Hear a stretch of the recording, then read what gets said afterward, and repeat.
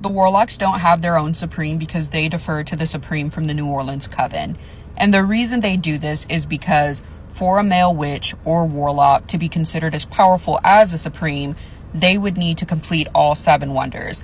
And this particular warlock would be called the Alpha. Now, the lore of the Alpha is really just something we hear about in Season 8, and it's only particular to the Warlocks. And this Alpha is somebody who has never existed prior to Michael Langdon. Now, I speculate that Michael Langdon was only able to ascend to these ranks because not only was he part demon or, the son of Satan, but because through his father's line, Tate, he also had some witch genes in him, which created this super hybrid. But that's an aside. So this Alpha would also be considered a level 4 witch for the Hawthorne Academy. And of all of the witches or warlocks that we see in Season 8, there is no male witch that has ascended past level 3. And Michael Langdon had done that. Basically, he completed all 4 of their exams, and then he went on to complete the 7 wonders after that, which meant that he was able to claim the title of Alpha. And this is likely why the Warlocks were so willing to welcome him into their ranks, with the exception of like 1.5 of them, because the Warlocks are usually subjugated by the witches.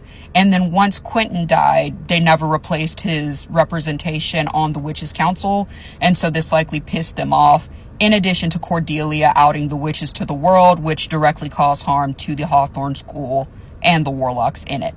But I think this is something that it's definitely unique to Season 8 because they don't mention anything about this prior to that point, right? We don't hear anything about it in Season 6 or Season 7, and all of these things would have been happening at or around the same time. I also wanted to add that part of the reason they likely don't have their own Supreme as well is because no male witch, allegedly, or warlock, allegedly, is stronger than the weakest female witch. And this is because, according to Myrtle, warlocks lack access to the ethereal realm. Their testosterone inhibits their access to it, meaning that they cannot access the types and the levels of magic that the witches in the coven can. Whereas in contrast, the estrogen levels of witches in the coven allow them more access to the powers of the ethereal realm, which stand in stark conflict to the lore we get about the source of magic in Season 6 Roanoke.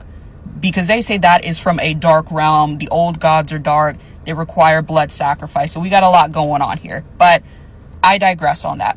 But that is likely another reason why the Warlocks don't have their own Supreme, even though they did have an Alpha. Now, this is not to say that they don't have their own kind of board of directors. Like, we see this in the form of level 3, of the level 3 Warlocks that they have at Hawthorne. But those are few and far between. So this is to say that even a witch like Coco, who doesn't appear to be the strongest, is still more powerful than every single warlock in Hawthorne Academy.